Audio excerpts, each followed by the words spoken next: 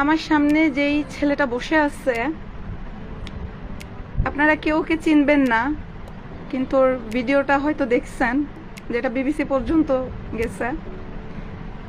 এই আন্দোলনের সময় একটা ভিডিও খুব ভাইরাল হয়েছিল যে মেরাদিয়ায় একটা কনস্ট্রাকশন বিল্ডিং একটা ছেলে ঝুলে আছে এবং পুলিশ 6 রাউন্ড গুলি করছে।